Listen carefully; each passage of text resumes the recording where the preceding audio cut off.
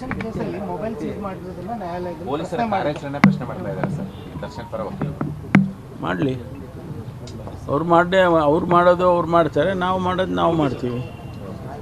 ಅವರು ಏನು ಆಪಾದನೆಗಳನ್ನು ಮಾಡ್ತಾರೆ ಅದಕ್ಕೆ ಸರಿಯಾದ ಉತ್ತರ ಡಿಪಾರ್ಟ್ಮೆಂಟ್ನವರು ಕೊಡ್ತಾರೆ. ಸರ್ ಎಸೆನ್ಷಿಯಲ್ ಸರ್ವಿಸ್ನಲ್ಲಿರೋರು ಪ್ರೊಟೆಸ್ಟ್ ಮಾಡೋದು ಜಾಸ್ತಿ ಆಗ್ತಿದೆ.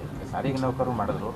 ಮಾರ್ಚ್ 11ನೇ ತಾರೀಕಿಂದ ಆರೋಗ್ಯ ಇಲಾಖೆ ನೌಕರರು ವೈದ್ಯರೆಲ್ಲ ಮುಷ್ಕರ ಆರಂಭ ಮಾಡ್ತಾರೆ ಸರ್. ವೇತನ ನೇಮಕಾತಿ ವಿಚಾರ ಅಲ್ಲ, ಇದು ಹೊಸದಾಗಿ ಏನೋ ನಮ್ಮ ಸರ್ಕಾರ ಬಂದ ಮೇಲೆ ಮಾತ್ರ ಈ ಥರ ಆಗ್ತಾ ಇದೆ ಅಂದರೆ ನಾನು ಒಪ್ಕೊಳ್ತೇನೆ. ಹೌದಪ್ಪ, ನಮ್ಮಲ್ಲೇನೋ ತಪ್ಪಿರ್ಬೋದು ಅಂತ. ಯಾವ ಸರ್ಕಾರದಲ್ಲಿ ಎಸೆನ್ಷಿಯಲ್ ಸರ್ವಿಸಸ್ನವರು ಸ್ಟ್ರೈಕ್ ಮಾಡಿಲ್ಲ ಹೇಳಿ? ಯಾವ ಸರ್ಕಾರದಲ್ಲಿ ಮಾಡಿಲ್ಲ?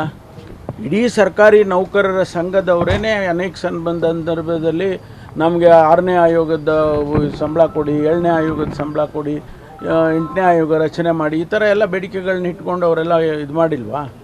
ಅದೇ ರೀತಿ ಆರೋಗ್ಯ ಇಲಾಖೆಯವರು ಅವ್ರದ್ದೇ ಸಮಸ್ಯೆ ಇರುತ್ತೆ. ಇವರು ನಮ್ಮ ಶಿಕ್ಷಣ ಇಲಾಖೆಯವರು ಅವ್ರದ್ದೇ ಸಮಸ್ಯೆ ಇರುತ್ತೆ. ಅದನ್ನೆಲ್ಲ ಬೇಡಿಕೆ ಇಡುತ್ತೆ.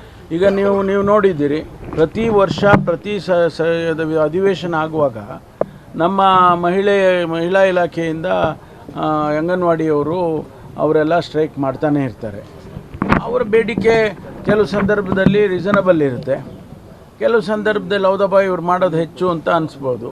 ಇದೆಲ್ಲ ನಡೀತಾನೆ ಇರುತ್ತೆ. ನಮ್ಮ ಸರ್ಕಾರ ಬಂದಾಗ ಮಾತ್ರ ಆಗಿದೆ ಅಂತ ಹೇಳೋದಕ್ಕೆ ಸಾಧ್ಯ ಇಲ್ಲ. ಎಲ್ಲ ಸರ್ಕಾರಗಳಿರುವಾಗಲೂ ಕೂಡ ಈ ಎಸೆನ್ಷಿಯಲ್ ಸರ್ವಿಸಸ್ನವರಾಗಲಿ ಅಥವಾ ಬೇರೆಯವರು ಮಾಡ್ತಾನೆ ಇರ್ತಾರೆ.